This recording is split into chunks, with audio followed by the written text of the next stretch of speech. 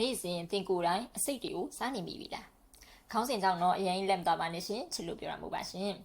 အလားပါကြိုက်တဲ့ကျမအပါဝင်အမျိုးသားမျိုးသမီးလေးတွေက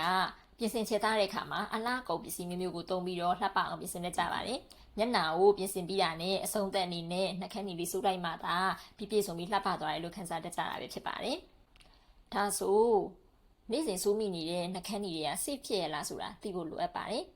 တချို့သောလိလာတွေ့ရှိချက်တွေအရာဓာတ်သတ္တုတွေဖြစ်တဲ့ခဲကက်ဒမီယမ်နဲ့မာဂျူရီတွေကနှာခမ်းနီတွေမှာပါဝင်တယ်လို့ဆိုကြပါတယ်။ကက်ဒမီယမ်ဓာတ်သတ္တုကအချိန်ကြာလာတဲ့မြတ်စုပုံပြီးခန္ဓာကိုယ်ကိုအနည်းဖြစ်စေနိုင်ပါတယ်။ကက်ဒမီယမ်ဓာတ်ကြောင့်ကြောက်ကက်အားနေတာတွေအယိုးအားနေတာတွေနဲ့ပြီးတော့အဆုတ်နဲ့အာယုံကြောစနစ်ကိုထိခိုက်စေနိုင်လို့လည်းပြောဆိုကြပါတယ်ရှင်။ကျမတို့က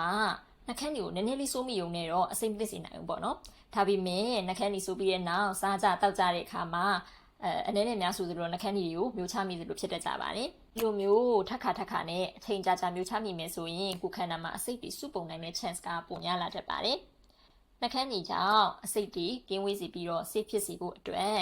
အမျိုးအစားကောင်းတဲ့ brand ကိုဒါရွေးဝယ်ပြီးတဲ့အခါကျတော့သုံးဆွဲစေချင်ပါတယ်ရှင်။ expire ဖြစ်တဲ့နှာခမ်းတွေကိုမသုံးရဘူးနော်။အကယ်၍နှာခမ်းတွေထူထူဆိုးမိတယ်ဆိုရင်လည်းတေချာဖြတ်ပြီးတော့မှအစားအစာတွေကိုစားပေးရပါမယ်။